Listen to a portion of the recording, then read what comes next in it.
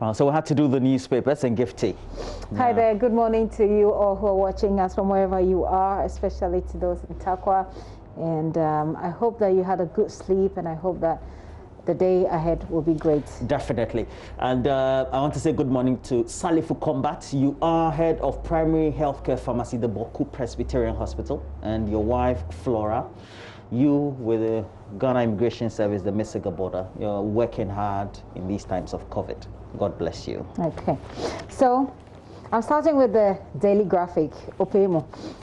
The Daily Graphic's banner headline says, building on water causes, human activities cause Accra floods. So we're diagnosing the problems once again. Well, the story is by Doreen Ando and Juliet Echan. Really diagnosed. I think we're just regurgitating the information, yeah, like you said. So it says that human activities cause Accra floods. It's the same so thing you said. The script would have fitted 5 years ago. Trust me. And so one of our producers, I was discussing one of our producers, and he said, well, with this particular story, we're not going to look for any new sound bites from authorities. Let's take the ones that they said 5 years ago and play it back, and you see that they're talking about the same thing. Okay.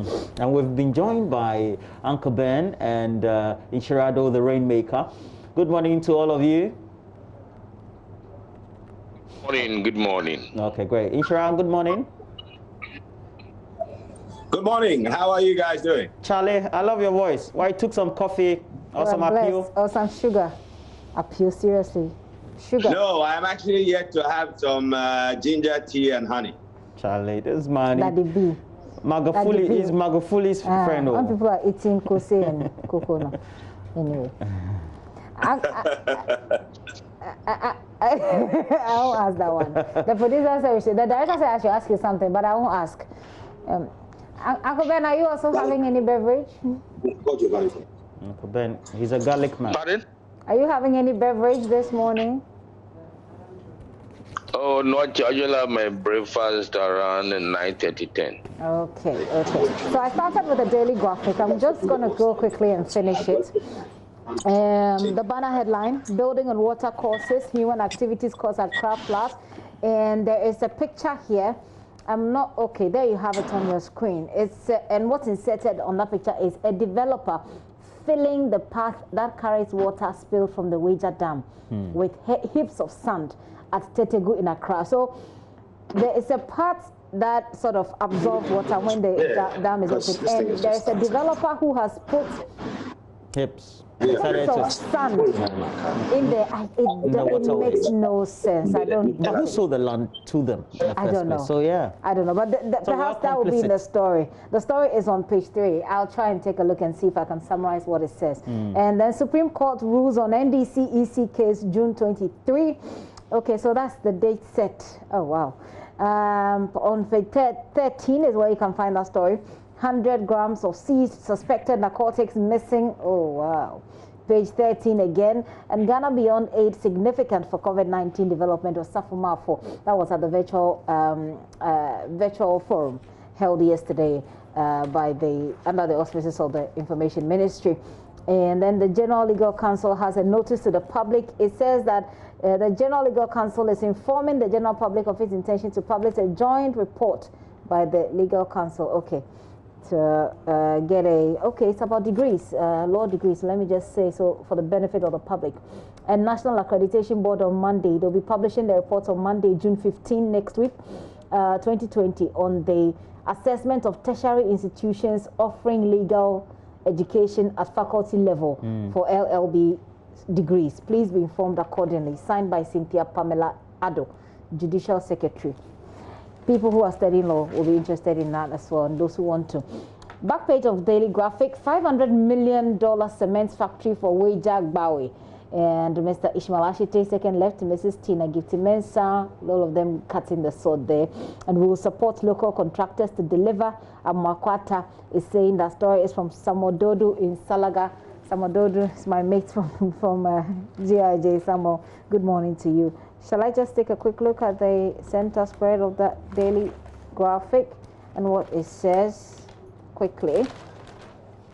Ghana Beyond Aid significant, so that you have that story on the center spread. And new bridges to be constructed at Buipe, Yape, and pharmaceutical industry urges government to resolve difficulties in imports clearance. So that's it for the Ghanaian Daily Graphic newspaper. Now let's go to Inchirado. You have the Ghanaian Times. Please, can you do that for us quickly?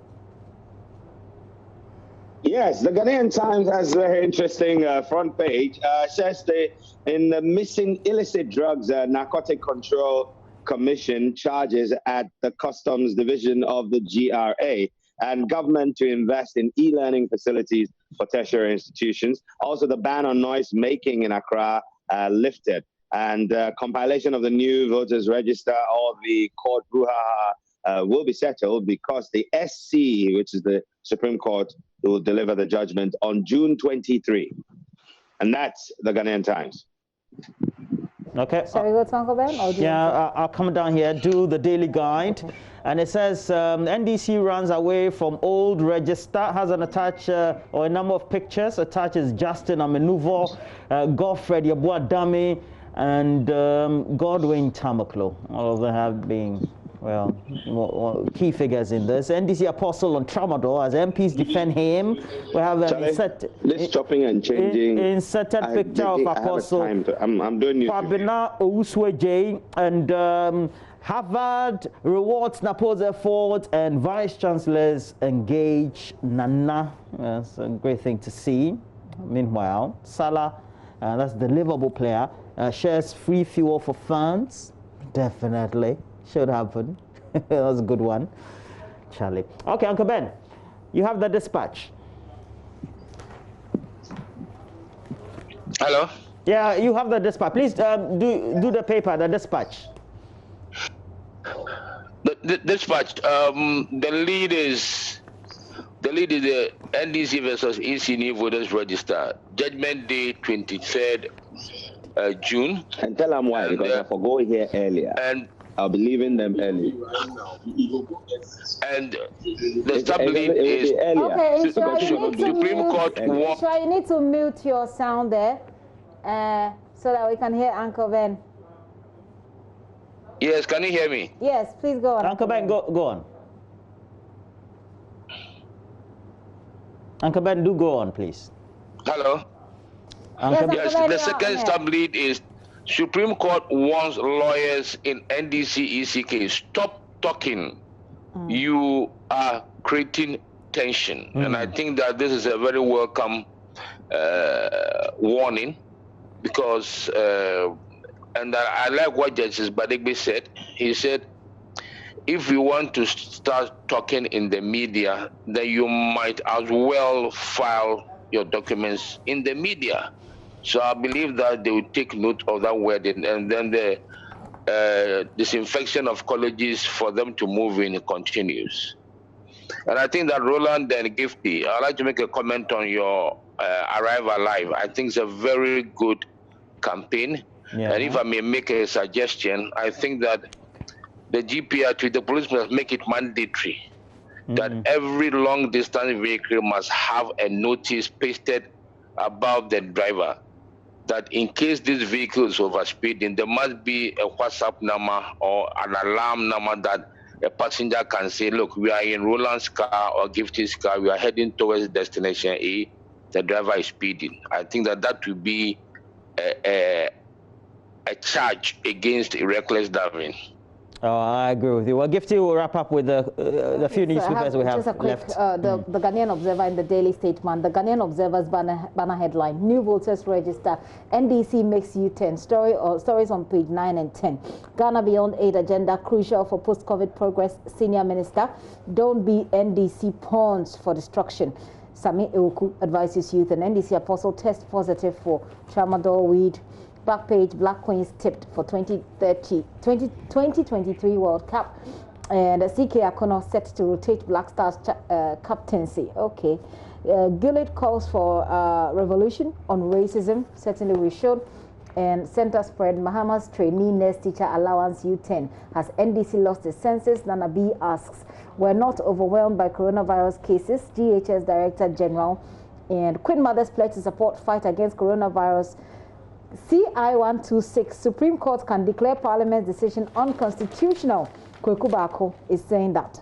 And fund for mentally challenged patients. Fund for mentally challenged patients neglected for 7 years. Dr. Kwesi who has been a key advocate. Let me finally end it with the Daily Statesman. Osafo Mafo, Ghana Beyond Aid Agenda Critical. Okay, so that story is all over.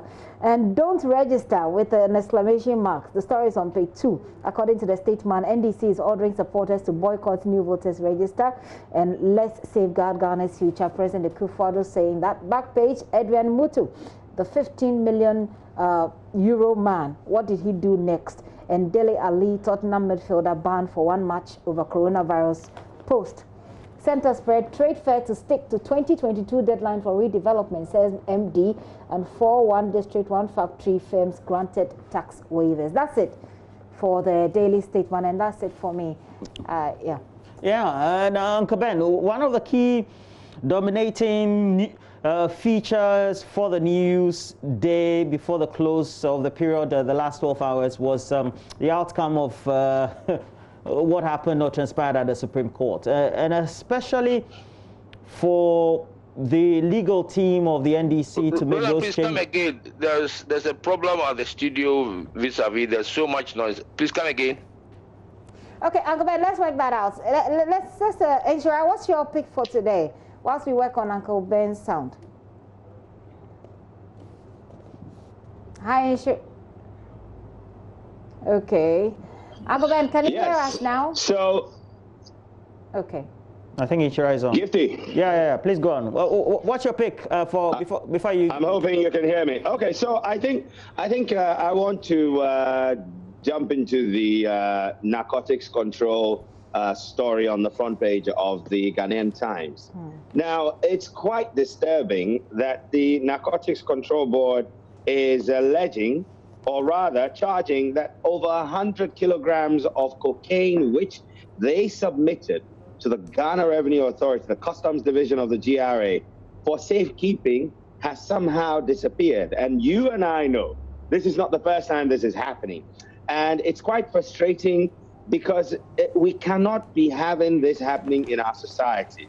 If the people whose job it is to ensure that we're fighting the illicit drug trade, which we know goes into financing all kinds of things, including terrorism, and it just makes you wonder whether we've entrusted that responsibility in the hands of the right people. You would go back into maybe about 14, 15 years ago, Uncle Ben, if I think your memory might be better on this one, but we had a whole consignment of evidence disappearing, and then the other one became Konkonte in the end.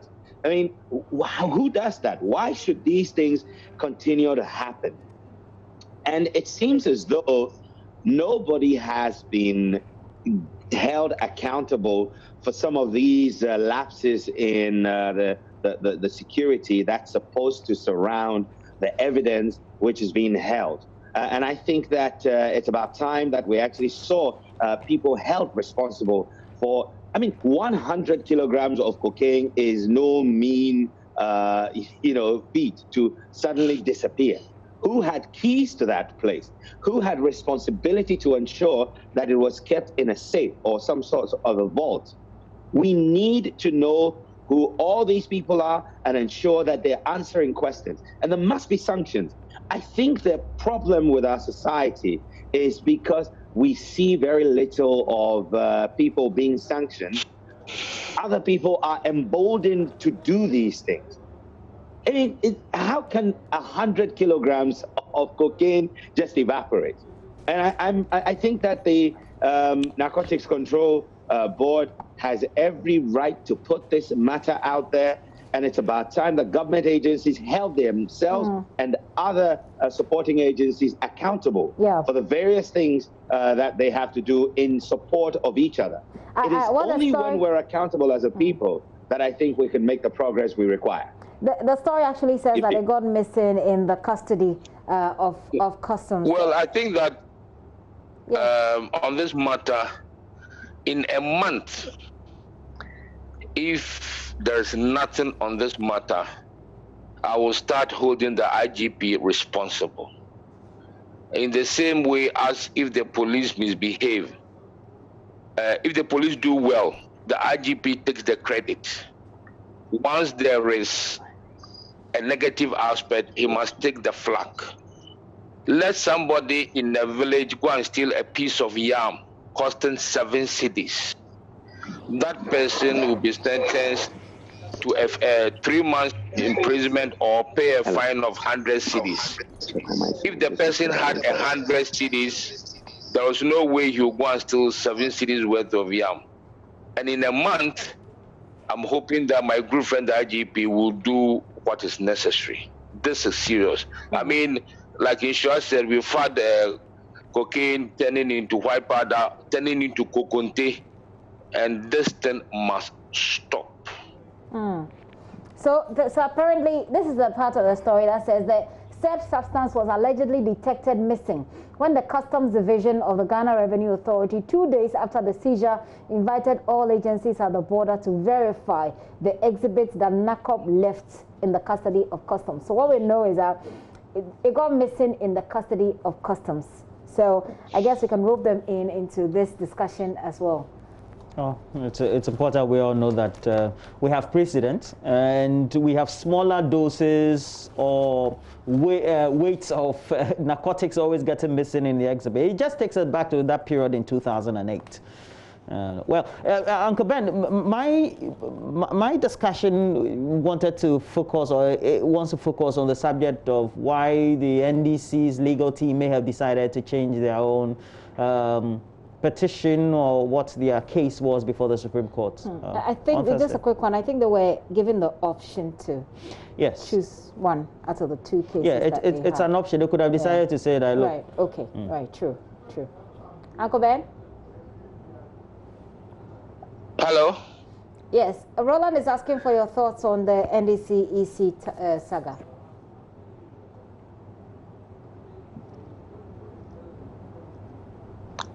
Roland, I can't hear anything. I think that there's a lot of noise from your end.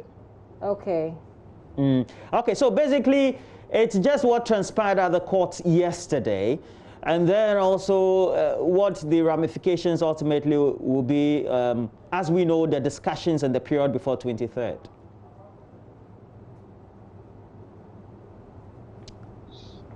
Can you hear me? Well, okay, Roland, yes, I can hear you say, can you hear him? But okay, yes. Please come again. Okay, it's just the NDC EC case and then the option to choose one out of the 2 based on what the Supreme Court gave the NDC legal team. I can hear, I miss the crackle, the NDC.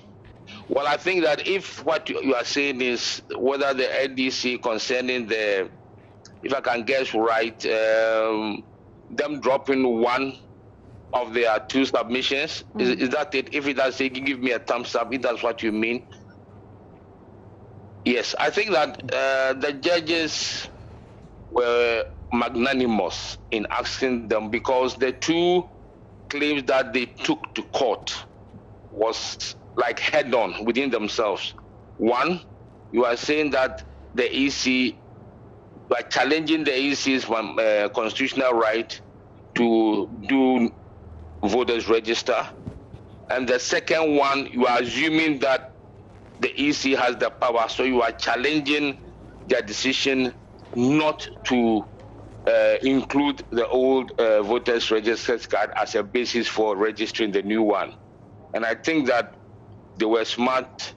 The court was magnanimous to ask them to, because if the court wanted a shortcut out, they would have just dismissed the first one, and I believe that they wouldn't have been necessary for them to go through the second one. And like I said earlier, I'm not surprised that the judgment is so early. I took a lot of inspiration from the veteran of the Chief Justice, and that in the event of election petition. So now we know that in the event of any election petition arising from the results, the maximum will be 42 days. And while they started sitting on Saturdays, it augurs good for us. And I'm sure by 23rd, as they say, we see where the heads are and where the tails are. Interesting one. Roland, do you have a pick Oh, that's what you asked, Uncle Ben. Yes. Okay. I mean, I have said that I've been fatigued about the flouting of regulation floods, when it comes to... No, actually the floods, yeah. Okay. And the things that come with the floods. But I think that authorities should pay some attention to this story on the Daily Graphic front page. The banner headline on the Daily Graphic that says that a developer is filling the path that carries water spilled from Wager Dam with heaps of sand at Tetegu. I think that authorities to take a very serious look at what's happening there. We can't allow this to happen. We can, and this is what happens. So it will start gradually. They will perhaps put one round of sand there. Nobody says anything. Another round, nobody says anything. Another round. Before we know it, the person has sealed the ground and has put up a structure on it. The next thing we know, it rains, it floods, people die. We come and talk about it. NADMO gives out mattresses. Really, seriously, which serious country does that? We can't let that happen. And I think that, and I remember back, some years back, I can't remember, I think I was still in journalism school. I saw a slum developing somewhere around Shashi, and I wrote a letter to the editor, and Daily Graphic published it back then. Nothing was done about it. Before we knew it, it had become a full-blown, what's the word again? How did it escape? I don't know. But let's deal with it at the beginning. Let's nip it in the bud before it becomes a bigger problem that we can't deal with. That's my take. Well, Uncle Ben, I do know that we have a building code. The building code, if you take a look at it, is about 1,700 pages. And the standards authority is to make sure some of these things are well implemented. Ultimately, if you look at the various MMDAs, they do have various directorates that are in charge of building inspections, engineering, civil engineering, etc. Definitely, Tetegu Wager is under a municipality, an assembly. You're not surprised that these things are going on, and I'm sure something needs to be done as fast as possible.